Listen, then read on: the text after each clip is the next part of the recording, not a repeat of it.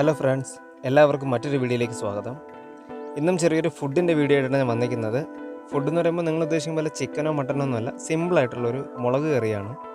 രാവിലെ ബ്രേക്ക്ഫാസ്റ്റ് ആയിട്ട് ദോശയും ഇഡ്ഡലിയൊക്കെ കഴിക്കുമ്പോൾ അതിനോട് ഒപ്പം വയ്ക്കാൻ പറ്റിയ ഒരു സിമ്പിളായിട്ടുള്ളൊരു മുളക് കറി. അതിനായിട്ട് ചെറിയൊരു ചീനച്ചട്ടിയിൽ ഒരു പാത്രത്തിൽ കുറച്ച് എണ്ണ എടുക്കുക. അത് ചൂടായി വരുമ്പോൾ അതിൽ ഒരു നുള്ളു കടുകിട്ട് പൊട്ടിക്കുക.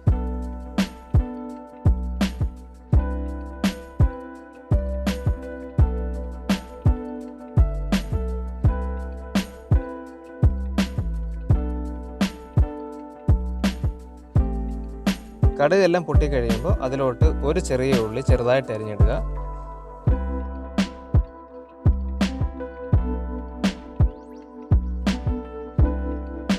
അതിലോട്ട് ഒരു വറ്റൽമുളക് ഒന്ന് പൊട്ടിച്ചിട്ട് കൊടുക്കുക. ഇതിലോട്ട് ഒഴിക്കാനായിട്ട് ഒരു സവാള ചെറുതായിട്ട് അരിഞ്ഞ് അതിൽ ഒരു ടീസ്പൂൺ മുളക് പൊടി ഇട്ട് ഒരു 1/4 ടീസ്പൂൺ ഉപ്പും കൂടി ഇട്ട് നമ്മളൊരു ജാറിൽ മിക്സിയിൽ അരച്ച് വയ്ക്കുക. ആവശ്യത്തിന് വെള്ളം ഒഴിക്കുക. ഇനി ഇതിലോട്ട് കുറച്ച് കറിവേപ്പില ഇട്ട് കൊടുക്കാം.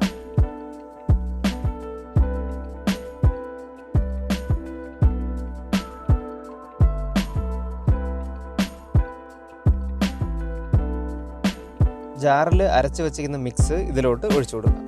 ഒരല്പം വെള്ളം ചേർത്ത് വേണം ഇതിലോട്ട് ഒഴിക്കാൻ. പിന്നെ അഡീഷണൽ കുറച്ചുകൂടെ വെള്ളം വേണമെങ്കിൽ നിങ്ങൾക്ക് ചേർക്കാം. കട്ടിയായിട്ട് വേണമെങ്കിൽ വെള്ളത്തിൻ്റെ അളവ് ഒരല്പം കുറച്ചാൽ മതി.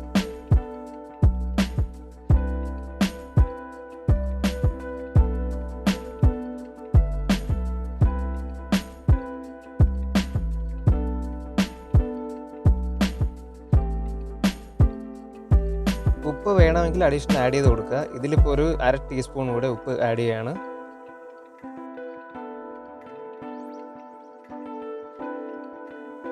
നന്നായിട്ട് തിളച്ച് വരുമ്പം ഇതിലോട്ട് കുറച്ച് കായപ്പൊടി ഇട്ട് കൊടുക്കുക.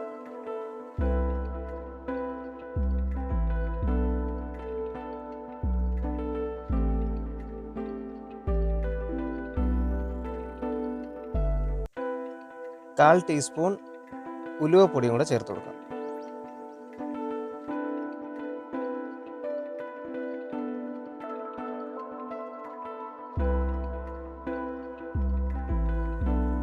ഇതിനൊരല്പം എരിവ് കാണാൻ ചാൻസ് ചിലപ്പോൾ ഉണ്ടാവും.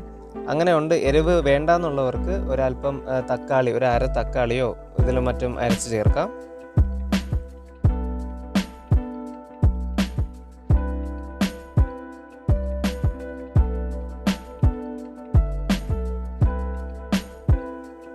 അപ്പോൾ നമ്മുടെ മുളക് കറി റെഡിയായി കഴിഞ്ഞു. ദോശയും ഇഡ്ഡലിയൊക്കെയാണ് ഇതിന് മെയിനായിട്ട് നല്ലൊരു കോമ്പിനേഷൻ. അപ്പോൾ ഇതെല്ലാവരും ട്രൈ ചെയ്ത് നോക്കുക. സിമ്പിളാണ്. രാവിലെയൊക്കെ പെട്ടെന്നൊക്കെ ഉണ്ടാക്കാൻ പറ്റിയ ഒരു ചെറിയൊരു സൈഡ് ഡിഷാണ്. ഇതിലെ വെള്ളത്തിലെ അളവ് നിങ്ങൾക്ക് നോക്കി ചേർക്കാം. അത്യാവശ്യം വെള്ളമായിട്ട് വേണമെന്നുണ്ടെങ്കിൽ കുറച്ച് കൂടുതൽ വെള്ളം ചേർക്കാം.